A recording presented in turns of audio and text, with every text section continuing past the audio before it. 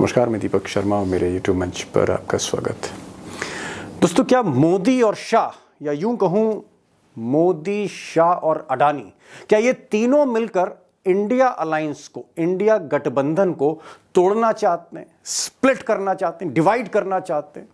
और क्या इस साजिश में, इंडिया अलायंस को तोड़ने की साजिश में, इंडिया के ही कुछ नेताओं को शामिल किया जा रहा है? वो शरीक हैं इस पूरे खेल में, और जिसमें नाम तो कई हैं लेकिन दो प्रमुख नाम सामने आए, जिसमें पश्चिम बंगाल की मुख्यमंत्री ममता बनर्जी हैं, और जम्मू कश्मीर में अभी हाल ही में चीफ मिनिस्टर बने मिस्टर उमर अब्दुल्ला। अब दोस्तों, चाहे ममता बनर्जी हो या जम्मू कश्मीर के मुख्यमंत्री उमर अब्दुल्ला, मैं ये नाम यूं ही नहीं ले रहा हूँ, मैं किसी आधार पर ले रहा हूँ। और आधार ये है कि ममता बनर्जी ने कुछ दिन पहले अचानक एक विवाद शुरू कर दिया। जिस वक्त पूरी संसद में विपक्ष अडानी को घेर रहा था, उस वक्त ममता दीदी ने कहा कि भाई, इंडिया अलायंस में नेतृत्व परिवर्तन होना चाहिए, और अगर नेतृत्व परिवर्तन होता है और मुझे ऑफर मिलता है तो मैं लीड कर सकती हूँ। अगर मेरी मदद चाहे तो मैं इंडिया अलायंस को लीड करना चाहूंगी, अगर ऑफर आता है।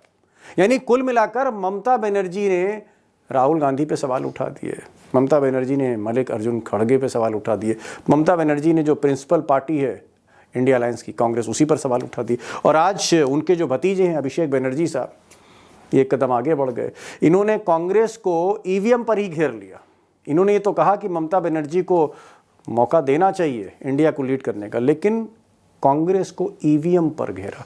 और ईवीएम पर वो ऐसे बोल रहे थे मिस्टर अभिषेक बनर्जी, ममता जी के भतीजे, जैसे बीजेपी का कोई नेता बोल रहा हो।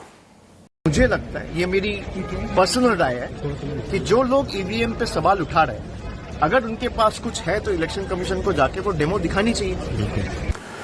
अब अभिषेक बनर्जी भी अपने साथी कांग्रेस को घेर रहे हैं, और उधर उमर अब्दुल्ला, जिन्होंने कांग्रेस के साथ चुनाव लड़ा था जम्मू कश्मीर में भी, उमर अब्दुल्ला ने भी कहा कि साहब, ईवीएम पर जो कांग्रेस जिस तरह का विलाप कर रही है, इसका कोई मतलब नहीं है। यानी ऐसा लग रहा था जैसे उमर अब्दुल्ला मोदी जी की बातें कह रहे हो, मोदी जी की स्क्रिप्ट पढ़ रहे हो। The EVMs can't only be a problem when you lose the election, because they're the same EVMs. अब इंडिया अलायंस के दो बड़े नेता, दोनों ही मुख्यमंत्री, ममता बनर्जी और उमर अब्दुल्ला, जब इन्होंने कांग्रेस की घेराबंदी शुरू करी, कांग्रेस की खिंचाई की, नेतृत्व परिवर्तन की बात करी, तो फिर बीजेपी मौका कैसे छोड़ देती? बीजेपी के सांसद, मंत्री सब एक सुर में बोलने लगे कि साहब देखिए, ये हाल तो होना ही था इंडिया अलायंस का, इंडिया गठबंधन का ये हाल होना ही था। इनकी आपस में नहीं बन रही, दरारें हैं और टूट के कगार पर इंडिया गठबंधन है। जी हाँ, सुनिए आप। नहीं, देखिए, निश्चित रूप से यह गठबंधन तार तार है, गठबंधन आपस में बटा हुआ, इसका जीता जागता उदाहरण अभी आपको देखने को मिल रहा। ये अभिषेक बनर्जी हो या उमर अब्दुल्ला हो, जो इंडी गठबंधन के महत्वपूर्ण पार्टनर हैं, उन्होंने ये बात कह के कांग्रेस को बेनकाब कर दिया।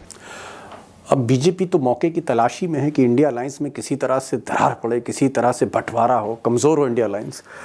लेकिन जम्मू कश्मीर के एक नेता, वरिष्ठ नेता सज्जाद लोन साहब, इन्होंने उमर अब्दुल्ला की पोल खोल दी। इन्होंने कहा, साहब, उमर अब्दुल्ला मोदी की स्क्रिप्ट पढ़ रहे हैं, मोदी की चापलूसी कर रहे हैं, जिस तरह की बातें ये ईवीएम पर कह रहे हैं। पोल खोल दी उमर साहब की। जो इसकी इत्तेहादी पार्टी है कांग्रेस, उसके पीठ में छुरा है, नथिंग एल्स। इसको क्या लेना देना ईवीएम के साथ? सिर्फ मोदी जी को बोलने के लिए, मोदी जी, अंकल जी, देखो ना, मैं आपकी बात कर रहा हूं। अब दोस्तों, जो सबसे बड़ा सवाल है, द बिग क्वेश्चन, वो ये है कि इंडिया अलायंस को क्यों तोड़ना चाहते हैं ये जो तिकड़ी है, ये जो मोदी, शाह या अडानी का जो इंटरेस्ट है, ये इंडिया अलायंस को तोड़ना क्यों चाहते हैं, क्यों स्प्लिट करना चाहते हैं? वो चाहते हैं कि कांग्रेस अलग हो जाए, बाकी रीजनल पार्टीज अलग हो जाएं, एक खिचड़ी बन जाए, रायता फैल जाए। इस तरह की जो साजिश है वो क्यों रची जा रही है? और अगर मैं मकसद कहूँ, मोटिव कहूँ, कि इस साजिश को अंजाम देने के पीछे मोटिव क्या है मोदी जी के, चाणक्य का, तो सबसे पहले अगर आप फिगर देखें, लोकसभा का ग्राफिक देखें कि लोकसभा में इस वक्त सांसदों की स्थिति क्या है, विपक्ष कहाँ खड़ा है, समूचा विपक्ष, और सरकार कहाँ खड़ी है। अगर आप देखें ये आंकड़ा, तो मोदी जी के पास 293 सांसद हैं। इसमें कई छोटी छोटी पार्टियों के भी सांसद हैं जो दबाव में, ईडी और सीबीआई और इनकम टैक्स के दबाव में मोदी जी के साथ हैं। और अगर आप समूचा अपोजिशन देखें, कुछ और पार्टियां भी देखें, तो 249 ऑलमोस्ट 250 टच कर सकता है। मैंने बाकी पार्टियां भी इसमें जोड़ी हैं जो हो सकता है इंडिया अलायंस के साथ ना हो, लेकिन जो अपोजिशन में बैठ रही हैं 249, तो एक तरफ 293 हैं और एक तरफ ऑलमोस्ट 250 हैं। आप कह सकते हैं कि अगर 20-22, जी हाँ मैं मुद्दे पे आ रहा हूँ, 20-22 MP इधर से उधर हुए, कारण कुछ भी हो सकता है, नाराज़गी हो सकती है, बहुत से कारण हो सकते हैं, रीजनल कारण हो सकते हैं। 20-22 सांसद इधर से उधर आए, यूँ कह लीजिए जैसे नीतीश कुमार हैं या फिर नायडू हैं या चिराग पासवान हैं, शिंदे भी हो सकते हैं, कुछ भी, सिर्फ 20-22 अगर सांसद इधर से उधर चले गए, बहुत जिम्मेदारी के साथ कह रहा हूँ, सरकार मोदी जी की जा सकती है आज की तारीख में भी। हरियाणा और महाराष्ट्र जीतने के बाद भी अगर 20-22 सांसद इधर से उधर गए तो मोदी जी की सरकार जा सकती है आज भी। ये मैं नहीं कह रहा हूं, ये लोकसभा का जो फ्लोर में जो संख्या बल है, सदन की जो संख्या बल है, जो नंबर्स हैं अपोजिशन के, गवर्नमेंट के, वो बता रहे हैं। अब दोस्तों मोदी और शाह जिस तरह से ये पूरा खेल रच रहे हैं, कि इसके पीछे जो बड़ा सच है वो यही है कि कहीं ना कहीं मोदी जी को डर है कि अभी भी उनकी सरकार जा सकती, खतरा है, बैसाखियों की सरकार है, ये संख्या बल बताती है सदन की। क्या वाकई ये डर है और इसीलिए वो तोड़ना चाहते हैं? He wants to break India alliance. और तस्वीर का दूसरा रुख ये भी है कि अगर राहुल गांधी या कांग्रेस सारे साथियों को एक साथ लेकर चलते हैं, चाहे शरद पवार हो, उद्धव ठाकरे हो, स्टालिन हो, उसमें ममता बनर्जी हो, थोड़ी सी नाराज़ हैं, लालू प्रसाद यादव हो, अगर इन सबको साथ लेके अभी भी चलें और बीजू जनता दल तक पहुँचे या जगन मोहन रेड्डी को मनाएं या नीतीश कुमार के साथ चाय पिए एक बार फिर से, तो क्या एक स्थिति बन सकती है यहाँ पासा पलट सकता है? क्या स्ट्रैटेजी हो सकती है? कांग्रेस को क्या करना चाहिए? To be very precise, Congress को क्या करना चाहिए, उसकी रणनीति क्या होनी चाहिए? बहुत से ऐसे सवाल हैं जिस पर मैं आज जाहिर तौर पर उसकी तह में जाने की कोशिश करूंगा। इन सवालों की 3 खास मेहमान हैं। अशोक वानखेड़े टाइगर हैं, कई दिन के बाद आपके सामने रूबरू हो रहे हैं। उमाकांत जी हैं जिन्होंने कांग्रेस के कुछ सीनियर लीडर से बात करी है, वो भी कुछ बताने जा रहे हैं आज महत्वपूर्ण। और अभिषेक कुमार को मैंने बुलाया है क्योंकि लालू यादव ने भी थोड़ा सा तरफदारी ममता बनर्जी की पिछले दिनों की थी, तो मैं ज़रा उनसे पूछना चाहता हूं कि भाई लालू तेजस्वी के जहन में क्या है, उनके दिमाग में क्या चल रहा है, और क्या नीतीश को लेकर अभी भी कुछ खेल हो सकता है बिहार में, क्योंकि चुनाव आने वाला है। सुनिएगा, क्योंकि कहीं ना कहीं ये जो आज की खबर है जो मोदी जी को परेशान कर रही है, वो हिंदुस्तान की सियासत को बदल भी सकती है, ऐसा मुमकिन है। टाइगर, बार बार मैं देख रहा हूं कि कभी ममता बनर्जी कुछ बोलती हैं, कभी शरद पवार कुछ बोल देते हैं, उसके बाद लालू प्रसाद कुछ बोलते हैं, फिर उमर अब्दुल्ला बोल देते हैं, फिर प्रोफेसर राम गोपाल बोलते हैं। यानी इंडिया अलायंस की जो मेन पार्टीज हैं उनके लीडर कुछ ना कुछ ऐसा बोल रहे हैं जिससे कांग्रेस या तो एम्बरेस लगती है, कमजोर लगती है, या कुछ ऐसा लगता है कि कहीं ना कहीं इंडिया अलायंस में एक अजीब सी बेचैनी है और इंडिया अलायंस में नेतृत्व परिवर्तन की बात हो रही है या कांग्रेस को अलग थलग करने की बात हो रही है। ये इंडिया अलायंस को अचानक कमजोर करना, तोड़ना, और वो भी इंडिया अलायंस के लोगों के जरिए, ये कौन सा खेल है भाई चाणक्य का, अमित शाह का? देखिए, इसमें अमित शाह का खेल तो है ही, क्योंकि देखिए बीजेपी तो चाहेगी कि इंडिया अलायंस टूटे, इसमें नो डाउट। और ये पहले दिन से पूरा गोदी मीडिया लगा है। अब जब इंडिया अलायंस बना है उसके बाद ऐसी कौन सी इंडिया अलायंस की मीटिंग नहीं हुई जिस मीटिंग में कोई किसी 5 मिनट लेट पहुंचा तो पार्टी वो निकल गया, कोई प्रेस कॉन्फ्रेंस में नहीं दिखा तो निकल गया। तो लगातार हमला होता आ रहा है। लेकिन लोकसभा चुनाव के नतीजों के बाद जो 100 सीटों के आसपास कांग्रेस पहुंच गई, तो कांग्रेस लोकसभा चुनाव इंडिया गठबंधन ने मिलकर लड़ा और ये सामने दिख रहा था। उसमें भी कुछ जगह कोताही हुई है कांग्रेस से, जैसा कि होता है। उसके बाद शायद जैसे कि कांग्रेस जब सत्ता में नहीं थी तब भी उनका दम कम नहीं हुआ, अरोगेंस, और मुझे लगता है वो अरोगेंस बढ़ गया। देखिए, एक गठबंधन का रणनीति यह है कि आपको सबको लेकर चलना पड़ेगा, या आप अपनी इतने ताकतवर हो कि बाकी लोग सिर्फ इसलिए आपके साथ आ रहे हैं कि आपके साथ सत्ता मिल जाए। वो स्थिति नहीं है। 100 सीटें जो कांग्रेस को मिली है लोकसभा में, उसमें से मात्र 28 सीटें जो है वो कांग्रेस की अपनी है, या कांग्रेस और बीजेपी आमने सामने लड़ी। बाकी सारी सीटें जो 28 छोड़ के 100 में से, मतलब 99 सीट मिली, एक विशाल सांगली वाला यदि जाता है तो 100 हो गई। बाकी जितनी भी सीटें थी वो इनको सहयोगी दलों की वजह से मिली। सहयोगी दल भी ये जानते हैं। लेकिन आज ईवीएम को लेके या अडानी को लेके, देखिए अडानी ईवीएम ये अलग अलग मसले हैं। अडानी ऐसा कौन सी पार्टी, अडानी हो गया अभी आलू कारपोरेट सेक्टर के, हर क्या हो सब्जी गया में डल अडानी? जाते हैं। आलू हो गए कारपोरेट सेक्टर के, हर राज्य में हर राजनीतिक दल में मिलते हैं। ऐसा ओके, कोई दल नहीं है। मतलब आप कह रहे हैं ऐसा- कि आलू गोभी, आलू बैगन, आलू टमाटर, बिल्कुल आलू बिल्कुल। भिंडी, ये बता रहे हैं आप देखिए कि अडानी PM ममता के साथ भी हैं, अडानी शरद पवार के साथ भी हैं, उमर बिल्कुल, अब्दुल्ला के बिल्कुल, साथ भी हैं। देखिए शरद पवार के साथ है, अमर अब्दुल्ला के साथ है, कांग्रेस के साथ है। एक राहुल गांधी ओ। छोड़ा तो अडानी का, एक राहुल गांधी छोड़े तो अडानी का विरोध करने वाले कौन है? बाकी सब अडानी के मित्र ही है, अडानी के साथ मिलकर काम करते हैं। टाइगर क्या रेवंता रेड्डी ने, एक सेकंड, क्या रेवंता रेड्डी ने 100 करोड़ रुपए नहीं लिए थे? तब रेवंता रेड्डी को मालूम नहीं था अडानी कौन है? जब सोशल मीडिया में बवाल हुआ तब पैसे वापस किए। तो इसका टाइगर, मतलब है, टाइगर मैं मेन मकसद पे आ रहा हूं। चलिए मान लिया, इसमें कोई चीज तस्दीक करने की जरूरत नहीं है कि अडानी, अमित शाह, मोदी ये एक ही नाव में बैठे हैं, लेकिन ये लोग इंडिया अलायंस को तोड़ना क्यों चाहते हैं? मैं ये पूछ रहा हूं आपसे, व्हाट इज द अजीब रीजन, बात कर रहे- मोटिव? मोटिव ये है कि भैया उनको 140 240 पे लाए हैं और मशीनों का खेल छोड़ा तो 180 पे है बीजेपी। बीजेपी को 370 चाहिए। बीजेपी को सरकार अपने हिसाब से चलानी है, संविधान की जगह मनुस्मृति लाना है। इसके लिए आपको संख्या बल चाहिए दीपक जी। और ये किसने किया? 240 पे क्यों आई बीजेपी? क्योंकि इंडिया गठबंधन एक होकर लड़ा, जम्मू कश्मीर से कन्याकुमारी तक। अब उसमें जब आपको पता है कि बीजेपी तोड़ने पे आमादा है, तो फिर इंडिया गठबंधन के जो नेतृत्व है कांग्रेस को, इसका जिम्मा था कि वो सबको साथ में लेके चले। क्या कांग्रेस सबको साथ में लेके चल रही है? क्या कांग्रेस किसी को कॉन्फ्रेंस में ले रही है? सबसे पहली बात, लोकसभा में सीटिंग अरेंजमेंट किसने चेंज करवाया? क्या जरूरत थी वेणुगोपाल को पास में बैठने की राहुल गांधी के, जब ऑलरेडी वहां पे अखिलेश बैठे हुए थे? आपने अखिलेश को दूसरे ब्लॉक में शिफ्ट करवाया। क्यों वो साथ देंगे आपका? या आप जम्मू कश्मीर में नेशनल कॉन्फ्रेंस की बात करते हैं। नेशनल कॉन्फ्रेंस आधा राज्य है केजरीवाल जैसा, उसको सरकार चलानी है। वो कांग्रेस के साथ गठबंधन में चुनाव लड़े, लेकिन कांग्रेस ने क्या कर दिया? क्या स्कोर रहा कांग्रेस का वहां पे? कांग्रेस पूरी लगी हुई थी वहां हरवाने में, ये तो बच गए नेशनल कॉन्फ्रेंस वाले। तो बीजेपी कांग्रेस, आप कह रहे हैं कि कांग्रेस की भी इसमें गलती है, गलती कांग्रेस की भी, ऐसा नहीं सबसे है। बड़ी गलती कांग्रेस की है, सबसे ज्यादा। लेकिन मुझे एक इसका बात मकसद, बताइए, आप ये कह रहे हैं इसका मकसद नहीं टाइगर, हम मोटिव पे जाना चाह रहे हैं। मैं आज मोटिव पे जाना मोटिव चाहता तो हूं। बहुत सिंपल है दीपक भाई। मोटिव क्या? मोटिव ये सिंपल है, नहीं, मोटिव जो आप कह रहे हैं 370 पार। किस लिए 370? संविधान बदलना है, संविधान बदलना अरे है। साहब क्या बात कर रहे हैं टाइगर?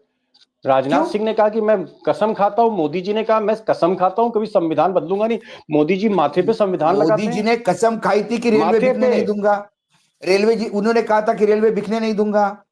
जब मोदी जी के आर्थिक सलाहकार समिति के अध्यक्ष बोल रहे थे कि पूरा संविधान बदलना है, तब मोदी जी कहां गए थे? कि अंग्रेजी में आर्टिकल है इसलिए पढ़ने नहीं आया था उनको? अयोध्या का उम्मीदवार बोल रहा था कि मुझे संविधान बदलना है, 370 चाहिए, हेगड़े बोल रहा था, तब ये कहां गए थे? चुनाव हारने के बाद संविधान के प्रति प्रेम आया। कौन से संविधान की रक्षा कर रही है? 2013 से लेकर 2024 तक कितनी बार संविधान का हनन हुआ? संविधान के हिसाब से देश चल रहा है क्या? उनको अपना संविधान लाना है, उनको सवाल पूछने वाले लोग नहीं चाहिए। ओके। और उसके लिए 370 पार चाहिए किसी भी हालत में। और इसके लिए इंडिया 370 अलायंस को तोड़ना होगा, जरूरी तोड़ना होगा। इंडिया अलायंस नहीं टूटेगा तो ये 370 नहीं पा पाएंगे। इंडिया अलायंस के ताकत से ही ये 240 पे आ गए, जो 272 भी नहीं ले पाए। तो उनका मेन मकसद है एन केन प्रकरण इंडिया तोड़ना। और तोड़ने के लिए क्या करेंगे? जब इंडिया तोड़ने के लिए कोई आमादा होगा तो फिर इंडिया गठबंधन को और एकजुट होकर लड़ना होगा। रोल किसका है? इसका रिस्पॉन्सिबिलिटी किसकी है? सबसे बड़ा दल कौन सा है? सबसे बड़ा दल है कांग्रेस। लेकिन कांग्रेस का बड़ा दिल रखता है जी। कांग्रेस की ये हालत है। किस भरोसे? देखिए कांग्रेस में आज चुनाव होके कितने महीने हो गए? हरियाणा में लीडर ऑफ अपोजिशन कांग्रेस नहीं दे पाई। ऐसे कांग्रेस के साथ गठबंधन करके डूबना ही डूबना है। जितनी ज्यादा सीटें आप कांग्रेस को दोगे उतनी आजाद डाबेड़ी। आपके पास अभिषेक जी बैठे हैं, बिहार के ज्ञाता है, उनको पूछिए पिछली बार यदि चुनाव में विधानसभा में कांग्रेस ने को बिल्कुल नहीं के बराबर सीटें दी होती तो तेजस्वी शायद अपने बलबूते पर सरकार बनाता है। कांग्रेस ने किसका फायदा किया? मुझे एक बात बताओ, एक राजनीतिक दल बताइए जिसका फायदा कांग्रेस की वजह से हुआ। ओके ओके, इंडिया गठबंधन का एक साथी बताइए जो कहे कि कांग्रेस ने हमको सबसे ज्यादा कांग्रेस को सीटें दी विधानसभा में, सबसे कम सीटें आई कांग्रेस की विधानसभा में। कांग्रेस ने सीटें बेची। मैं टाइगर, मैं सिर्फ आपसे प्रॉब्लम नहीं सुनना चाहता। आपको 30-35 बरस हो गए इसी संसद के चक्कर काटते हुए। ऐसा कोई नेता इस मुल्क में नहीं है जो टाइगर के साथ बैठ के चाय ना पीता हो, नाश्ता ना करता हो। मैं पूछूंगा, मैं सिर्फ प्रॉब्लम नहीं पूछूंगा आज टाइगर, मैं आपसे सॉल्यूशन भी पूछूंगा कि कांग्रेस को करना क्या चाहिए। आपसे मैं पूछूंगा सेकंड राउंड में, लेकिन मैं जरा लखेड़ा साहब के पास जा रहा हूँ। लखेड़ा साहब भाई, आपका तो बड़ा एक्सपर्टाइज था बंगाल में ममता बनर्जी पे, आप बंगाल जाते रहते थे। ये मुझे बताइए कि दीदी को क्या हो गया? दीदी तो ऐसा लग रहा है जैसे सीबीआई डायरेक्टर जैसे तोता था, ऐसे तोते की तरह आजकल बोल रही है। कभी वो इंडिया अलायंस के लिए कह रही है कि साहब हटाइए राहुल गांधी को, सबको किनारे करिए, मुझे बना दीजिए। आज वो कह रही है कि साहब ईवीएम की जो मशीनें हैं, कांग्रेस के पास अगर कोई सबूत हो तो वो सबूत रखे इलेक्शन कमीशन के आगे, ईवीएम को दोष ना दे। इस तरह की भाषा तो तोते बोलते हैं अमित शाह के। तो क्या तोता हो गई? ये तोता क्यों हो गई है, या मैं गलत बोल रहा हूं आपसे? देखो, ममता बनर्जी की बहुत प्रॉब्लम्स हैं अभी। ममता बनर्जी सबसे ममता बनर्जी की समस्याएं ये हैं कि कांग्रेस पार्टी, मजबूत कांग्रेस पार्टी को वो नहीं देखना चाहती और मजबूत कांग्रेस पार्टी को वो सबसे बड़ा खतरा मानती है।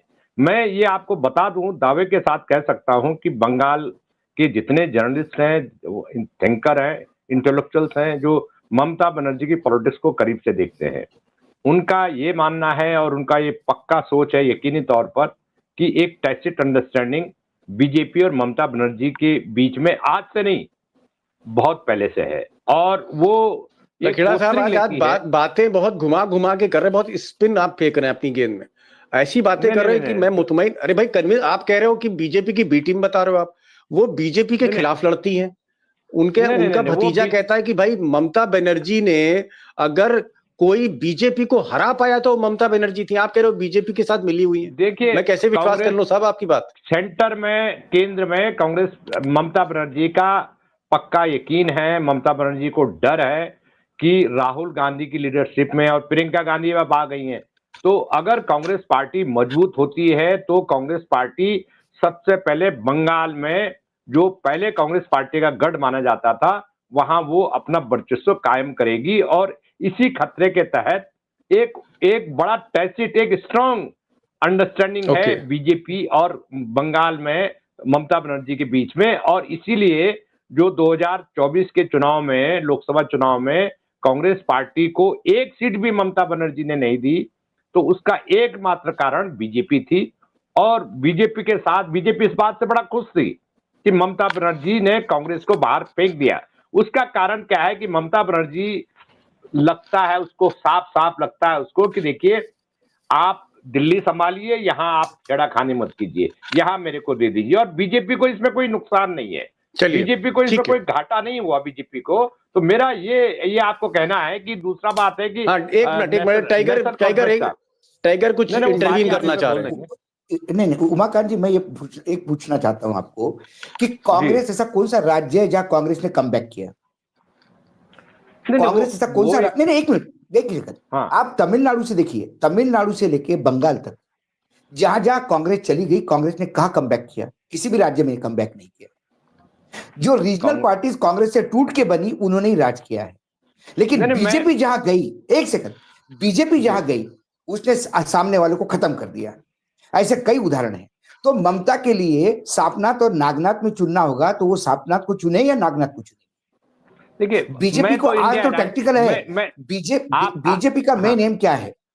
कैसा भी करके वो ममता को बंगाल से हटाना चाहते हैं विधानसभा। देखिए पिछली बार क्या हुआ, देखिए क्या हुआ, जब चुनाव में बीजेपी को इतनी सीटें कैसी मिली? क्योंकि बीजेपी को 73 सीटें इसलिए मिली कि कांग्रेस और लेफ्ट बैकफुट पे आ गई थी।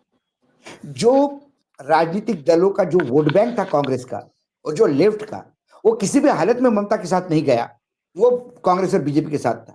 यदि कांग्रेस और बीजेपी बैकफुट पे जाएगी तो वो वोट बैंक जाएगा कहाँ? ममता के पास तो नहीं जाएगा, वो बीजेपी में चला गया, बीजेपी 73 चली। मेरे ये पास टेक्निकल प्रॉब्लम था। हाँ, मैं बता रहा हूं कि इंडिया अलायंस जो है, जिसकी ममता बनर्जी आज की तारीख में मेंबर है, जो इंडिया अलायंस के आप मेंबर हैं, तो इंडिया अलायंस के जो रेजोल्यूशन था ईवीएम के खिलाफ, उसमें उमर अब्दुल्ला के भी साइन थे, फारूक अब्दुल्ला के भी साइन थे, उसमें ममता बनर्जी का भी रेजोल्यूशन था कि ईवीएम के खिलाफ हमें इंडिया अलायंस को मोर्चा लेना चाहिए। आप चेक कर लीजिए उनके रेजोल्यूशन, या तो आप इंडिया अलायंस से अलग हो जाइए, उसके पार्ट भी बनना चाहते हैं, उसके चेयरमैन भी बनना चाहते हैं। अरे साहब, और इंडिया अलायंस से अलग हो जाएंगे तो मुसलमान आधा बट जाएगा बंगाल में। हाँ, तो ममता बनर्जी का जो रेजोल्यूशन था, और अब अपने भतीजे से बयान दिलवा रही हैं ईवीएम के खिलाफ। ऐसे मौके को चुन रहे हैं जब पूरी ईवीएम के खिलाफ सुप्रीम कोर्ट में पेंडिंग है याचिका, और अभी तारीख लगने वाली है उसमें। एक सेकंड उमाकांत जी, दो चीजें हैं। ममता बनर्जी कितनी चाइल्डिश नेता है ये आपको भी पता है। आपने देखा होगा कि जब राष्ट्रपति का चुनाव का मुद्दा था और प्रणब दा को राष्ट्रपति बनाया था, तो ममता ने बहुत बड़ा फ्रंट खोला और बाद में ममता साथ हो गई। तो ईवीएम का ऐसा ही खेल है। ममता जब अगला चुनाव जब ममता को समझ में आ जाएगा, 2029 के पहले एक विधानसभा होगा जिसमें क्लियर कट मेजोरिटी बीजेपी की होगी, तब ममता कहेगी कि मशीनों का खेल हो गया। मशीनों का खेल कब से बोलने लगे?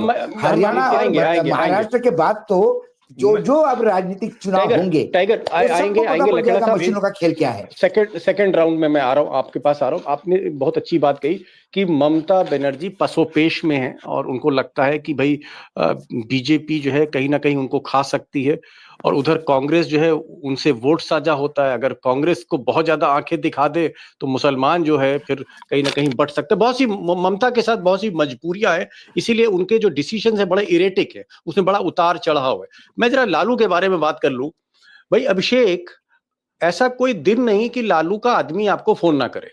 मैं आपसे दिल की बात पूछना चाह रहा हूं, पत्रकारिता वाली बात मत करिएगा, मुझे अंदर की बात बताइए कि लालू यादव ने ममता बनर्जी की तारीफ क्यों की? क्या कांग्रेस से उनको भी प्रॉब्लम है, या सीधे सीधे मैं पूछूं कि तेजस्वी या पूरे परिवार के जो केस चल रहे हैं सीबीआई में, ईडी में, उसका प्रेशर है? There is a pressure, indirect pressure from mister Shah. ये थोड़े से सुर बदलते हुए दिख रहे हैं लालू के मुझे। देखिए दीपक जी, केस का प्रेशर तो है, पहली बात। दूसरी बात यह है कि गठबंधन होता क्यों है? कोई उसूल, सिद्धांत, विचारधारा को लेकर तो होता नहीं है। कोई भी गठबंधन होता है सत्ता के लिए, और कांग्रेस पार्टी से जो चिंताएं हैं क्षेत्रीय दलों की, वो वाजिब है काफी हद तक। इसलिए वाजिब है कि आज तक इंडिया की हिस्ट्री में किसी अलायंस ने 234 सीटें प्री पोल अलायंस ने नहीं जीती। 245 के आसपास आज नंबर है विपक्ष में। वैकल्पिक सरकार बनाने की कोई कोशिशें नहीं है कांग्रेस के अंदर। ये लगता है कहीं ना कहीं, जी मैं उसी पे आ रहा हूं, कांग्रेस को यह लगता है कि 5 साल बाद हम मोदी को और पीछे कर देंगे। गुजरात में सत्ता के करीब पहुंचे थे 17 में, 77 से 17 पर आ गए। तब बीजेपी को भी, कांग्रेस को भी यही लगता था गुजरात में कि अब हम करीब पहुंच गए, अगली बार पछाड़ देंगे। क्षेत्रीय दलों की चिंताएं वही है। और लालू यादव की जहां तक बात आप कह रहे हैं, देखिए लालू यादव की पार्टी इस समय पसोपेश में, और बहुत साफ गोई के साथ मैं बताऊं, बिहार में मौजूदा समय में नीतीश कुमार जिस गठबंधन का हिस्सा रहेंगे, जीत उसी गठबंधन की होगी। अब वो इस गठबंधन में रहे या उस गठबंधन में रहे, लेकिन नीतीश कुमार को बुलाने के लिए जिम्मेदार कौन है या नहीं बुलाने के लिए कौन जवाबदेह है? स्वाभाविक है कि गठबंधन को लीड करने वाली पार्टी कांग्रेस। नीतीश कुमार के चेहरे पर चुनाव लड़ने में लालू यादव की पार्टी को कोई दिक्कत नहीं है, लेकिन ऑफर लालू यादव के भेजने से क्या नीतीश कुमार आ जाएंगे? सवाल तो यह है कि ऑफर कांग्रेस पार्टी को भेजना होगा, बात राहुल गांधी और खड़गे को करनी होगी। और आरजेडी अपनी सीमाओं को बाई इलेक्शन में जान चुकी है कि बिहार में इस चुनाव में भी वही होगा जो पिछले 4 चुनाव से हो रहा है।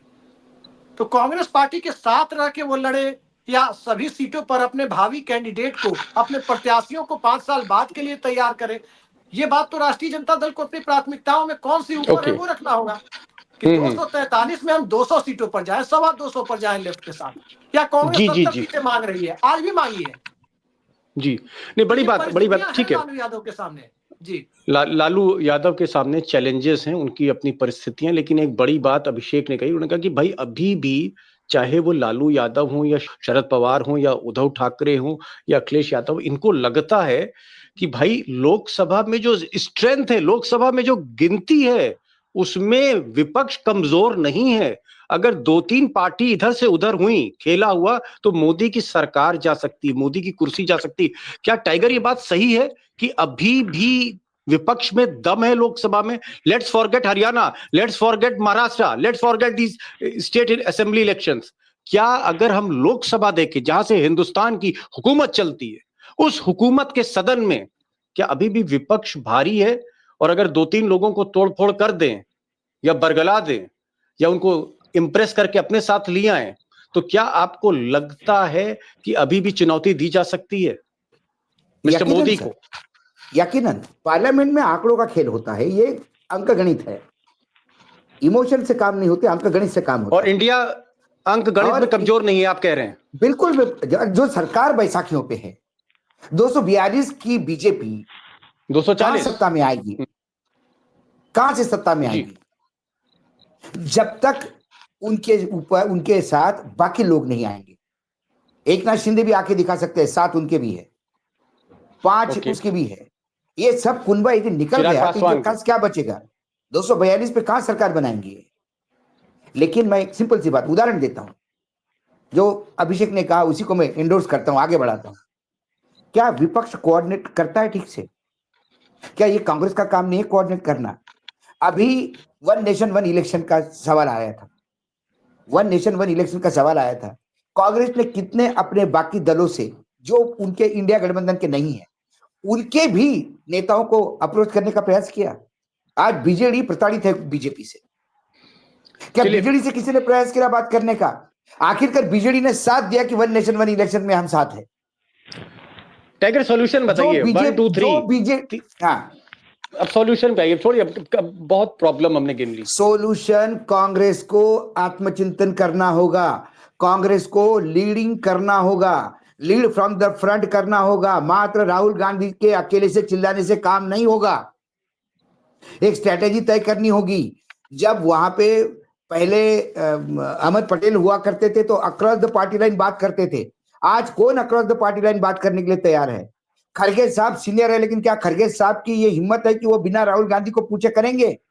और राहुल गांधी को पूछे बगैर खरगे जी ने किसी से बात की तो ये जो बाकी बीजेपी के पेरोल पे लोग बैठे हैं अंदर, वो क्या उनको बात करने देंगे? जनरल सेक्रेटरी ऑर्गेनाइजेशन एक ताकतवर आदमी होता है। शरद पवार जैसा आदमी जो इतना सीनियर है, वो वेणुगोपाल से क्यों बात करेगा? ममता बनर्जी वेणुगोपाल से क्यों बात करेगी? खरगे साहब अशोक गहलोत टाइप का आदमी हो, अशोक गहलोत टाइप का आदमी हो, संगठन आदमी हो, लेकिन अशोक गहलोत भी, अशोक गहलोत की भी क्रेडिबिलिटी स्टेक पे है, वो भी अडानी के साथ है, बघेल अडानी के साथ है। टाइगर करना क्या, एक लाइन में बताइए। कांग्रेस अभी फिलहाल कांग्रेस को सबसे पहले देखिए, बड़ा करने की बात नहीं है, सबसे पहले कांग्रेस को अपने आप को सुधारना होगा। कांग्रेस को आत्ममंत्री, अभी खड़गे साहब ने जो सीडब्ल्यूसी में भाषण दिया था, उस भाषण को यथार्थ पे लागू करना होगा। उन्होंने कहा कि नीचे से ऊपर तक संगठन में बदलाव करने की जरूरत है, सब पूरे संगठन को बदलना होगा। वो लोग लाने होंगे जो अक्रॉस द पार्टी लाइन आते हुए लोग, और यदि नहीं तो ये काम प्रियंका गांधी को लेना होगा, हर नेता से जाके बात करना होगा, ईगो साइड को रखना होगा।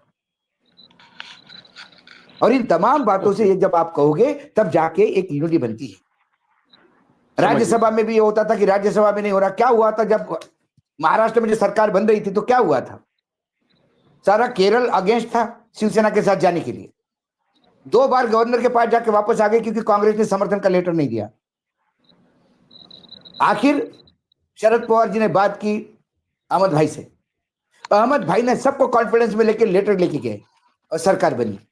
ओके, ऐसा कौन आज एक कांग्रेस में मुझे नेता बता दीजिए कि जो बाकी लोगों से बात करे, संवादहीनता बनी हुई है। राहुल गांधी को ये नहीं समझ में आ रहा है कि वो नेताओं से बात करे, कि इशू उठाए, कि भाषण उठाए, कि लोगों को जाके मिले, कि पीड़ितों को मिले, कि दौरे करे, कि इवेंट तैयार करे, कि कोई बड़ा आंदोलन तैयार करे। Got it. टाइगर कह रहे हैं कि भाई थोड़ा सा डिनर डिप्लोमेसी करें, थोड़ा सा चाय पानी पर ध्यान दें, कभी ममता बनर्जी के साथ चाय पिएं, कभी मल्लिकार्जुन खड़गे से कहें कि जाइए लालू जी से मिलकर आइए, कभी स्टैलिन को बुलाएं, कभी शरद पवार के घर जाएं, कभी पार्टी रखें, कभी बर्थडे का केक कटवाएं। इस तरह की कुछ डिनर डिप्लोमेसी, यानी दरवाजे खोल के मिलना जुलना शुरू हो, मिलन जिसे कहते हैं होली मिलन टाइप का जो है, इस तरह का अगर हमारा अप्रोच नहीं होगा, टाइगर कह रहे हैं, तो संवादहीनता बढ़ती जाएगी। और चाहे वो अखिलेश शरद यादव पवार जी का अभी बर्थडे था। शरद पवार के बर्थडे को अजीत पवार सारा कुनबा इकट्ठा होकर शरद पवार जी के यहाँ गया था। किसके कहने पे गया था? अमित शाह ने कहा था कि जाइए, बिल्कुल आपके चाचा है, मिलिए, हमारे तरफ से भी उनको ये कर दीजिए। उसके बाद क्या हुआ, शरद पवार अभी राज्यसभा बैठे थे और उनको बधाई दी स्पीकर ने, और 10 मिनट तक लगातार डेस्क बजते रहे। ओके, ये सरकार की तरफ से अप्रोच है। विपक्ष की तरफ से क्या किया? क्या राहुल गांधी गए थे शरद पवार से मिलने, बधाई देने? भाई लखेड़ा साहब ये कह रहे हैं कि अपना कांग्रेस पीआर मजबूत करे और सबको बुलाए, पार्टी करे, चाय पिए, चाय है, समोसा है, पकौड़ी है, सब इस तरह की बातें हों, बिस्कुट रखी जाएं, कभी सोनिया गांधी बुलाएं, कभी राहुल गांधी बुलाएं, कभी मल्लिकार्जुन खड़गे बुलाएं, कभी केसी वेणुगोपाल जो है वो कुछ नहीं तो मथुरा के पेड़े लेके पहुंच जाएं वो बीजू पटनायक के पास, उनके बेटे के पास, इस तरह की बातें करें। Congress should improve the PR, public relations with the allies of India. सबसे जो महत्वपूर्ण बात यह है कि कांग्रेस आज जो देश जिस मुकाम पर खड़ा है, और ऐसी गवर्नमेंट है जो कोई रास्ता छोड़ नहीं रही है कि अपोजिशन पार्टीज को पनपने का, आगे बढ़ने का, और वो ऐसे जो रिलीजियस के इश्यूज है जो जिनका इस देश के आवाम से, उनकी तकदीर से कोई लेना देना नहीं है, ऐसी बीजेपी है। और कांग्रेस पार्टी को और अपोजिशन पार्टीज को ये सोचना पड़ेगा कि उनका मुकाबला किससे है। सारे राज्यों में उनका मुकाबला भारतीय जनता पार्टी या उसके संगठनों से है। तो आज जो है कांग्रेस पार्टी 20 साल पुरानी या 40 साल पुरानी पॉलिटिक्स नहीं है। आज पॉलिटिक्स ये है कि आपका जो दुश्मन है, आपका जो एनिमी है, आपका जो विपक्ष है, वो मुकाबला भाजपा से है। तो भाजपा से मुकाबला करने के लिए उसी तरह के साजो सामान आपको जुटाने पड़ेंगे। एक व्यापक जो विपक्षी एकता है, उस व्यापक विपक्षी एकता के लिए जो जो बातें जरूरी हैं, जो जो मजबूत वाक्य हैं, सूत्र हैं, उन सूत्रों को जोड़ना पड़ेगा और सड़कों पर निकलना पड़ेगा। और जनता के जो इश्यूज है, उन इश्यूज को राज्य में अभी हालत क्या है कांग्रेस की? कांग्रेस का ना हरियाणा में संगठन है, ना उत्तर प्रदेश में संगठन है। देश के किसी भी स्टेट में कांग्रेस पार्टी का संगठन नहीं है, जिलों में संगठन नहीं है, ऐसे राज्यों में उनका संगठन नहीं है जहां उनकी सरकार है। मैं तो हिमाचल की बात कर रहा हूं, मैं उत्तराखंड की बात कर रहा हूं, मैं पंजाब की बात कर रहा हूं। आपका जो संगठन है, संगठन ही नहीं है आपके पास है। जब आपके पास संगठन नहीं है तो लड़ाई कैसे लड़ोगे आप? भारतीय जनता पार्टी का जो दैत्य जैसा उसका काम का तरीका है, उसका जो राक्षसी काम का जो तरीका, उस दैत्य का काम तरीके से आप कैसे निपटेंगे जब आपके पास भी उसी तरह की तैयारियां होगी? जो तैयारियां, अब होता क्या, इलेक्शन आता है और इलेक्शन आकर के आप जो है कम्युनिस्ट पार्टी की तरह बैठ करके और डेटोरेट कर जाते हैं, खत्म हो जाते हैं। तो आपको मुकाबला करने की तैयारी करनी पड़ेगी, सड़क पर उतरना पड़ेगा, गांव-गांव जाना पड़ेगा, किसानों के बीच जाना पड़ेगा, मजदूरों के बीच जाना पड़ेगा। और इससे बढ़ करके जो इंडिया अलायंस के जो पार्टनर्स है, जो पार्टनर आपके साथ, जो बीजेपी के साथ जाना चाहते हो बीजेपी के साथ जाए, नीतीश कुमार बीजेपी के साथ चले जाए, लेकिन जो आपके साथ है, जो बीच में मझधार में खड़े हैं, उनको एक वैचारिक रूप में आपको मजबूत बनाना पड़ेगा। आपको दिखाना पड़ेगा कि आप वैचारिक तौर पर भारतीय जनता पार्टी का मुकाबला करने को के लिए एक नेतृत्व दे सकते हैं। जी, ओके, गॉट इट। अभिषेक, कुछ आपकी अगर कुछ राय हो इस पे, भाई कांग्रेस क्या करे?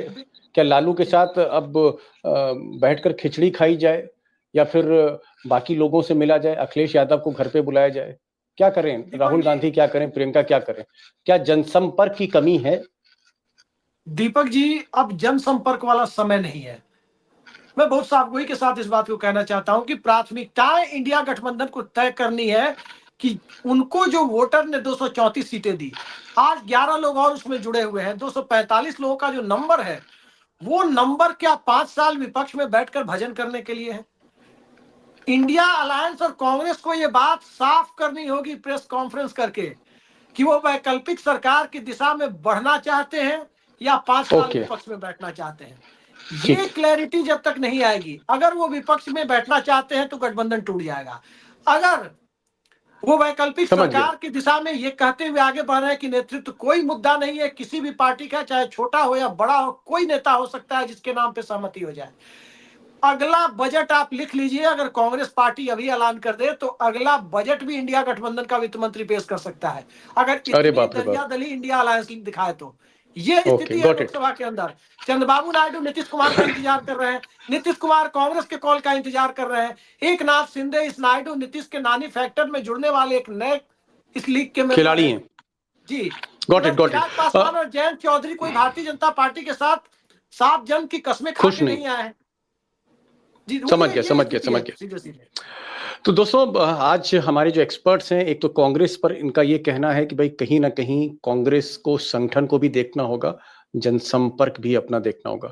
और जहां तक ममता बनर्जी या शरद पवार या उमर अब्दुल्ला या इन लोगों की बात है कि भाई ये लोग क्यों इंडिया अलायंस को कमजोर करना चाहते, तो टाइगर ने कहा कि कहीं ना कहीं एजेंडा अमित शाह और अडानी का एक ही है कि इंडिया अलायंस को कमजोर करो, वरना विपक्ष की गिनती बहुत बड़ी है लोकसभा में, और वो जो गिनती है वो रात दिन मोदी और शाह को परेशान कर रही है। अब इस गिनती पर अभिषेक बाबू का ये कहना है कि भाई कांग्रेस को फ्रंट फुट पे खेलना है, कि आइए हम सरकार बनाते हैं, हम विपक्ष नहीं है, हम सरकार बनाएंगे, पहल करेंगे, हमको 15-20 सीटें ही तो चाहिए। वो नायडू से भी मिल सकती हैं, वो नीतीश कुमार से भी मिल सकती हैं, चिराग पासवान भी आ सकते हैं, शिंदे भी आ सकते हैं, कई और लोग भी आ सकते हैं, जयंत चौधरी जैसे छोटी पार्टी भी आ सकती है, लेकिन कहीं ना कहीं एक पहल करनी होगी, फ्रंट फुट पे खेलना होगा, सिर्फ अपोजिशन बन के नहीं बैठना होगा। प्रोएक्टिव अप्रोच इसे कहते हैं। जी टाइगर।